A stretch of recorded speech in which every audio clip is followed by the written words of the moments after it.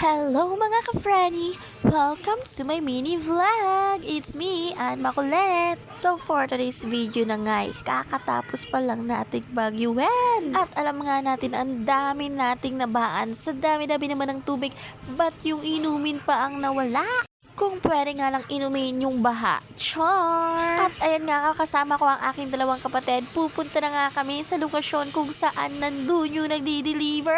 At kung makikita nyo nga, ang daming nag-aabang na mga kababayan natin. Kung alak siguro yan, siguro puro kalalakihan ang lalabas dyan. Baka yung tubig na yan, kuya, galing sa baha pa. Pero saludo ako sa kanila. Kasi alas 5 pa lang, nandyan na yan. Shouting nga pala sa mga nakasama kong magpila. Sa dami-dami nga namin nakatatlong balik yan. At eto nga kapatid ko, kaaga-aga problemado. Hindi na natulad dito sa tita ko.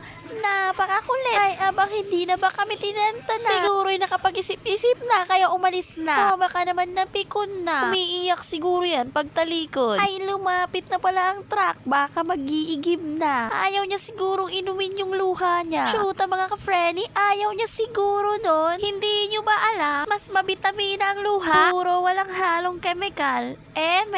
Shoota mga ka-Frenny, akala ko mag-iigib na. Hindi pa na kontento, bumalik pa. Tingnan yung mga kumare kung gaano kakulit yan. Ay abang sinira na ang lalagyan. At hindi na nga nagtagal, lumapit na sa amin ng truck. Finally, oras na naming mag-igib. Dapat nga LGU sa paghatid sa amin ng tubig. Ay, pag-deliver pala. At na nga nagsisimula na ang ibang mag-igib. Ay aba namang inuna ko pa ang pag-video. Fast forward na nga natin. Kailangan ko na nga patayin ang aking pag-video. Kasi nga ipaubos na nga daw ang tubig. Kaya paalam na.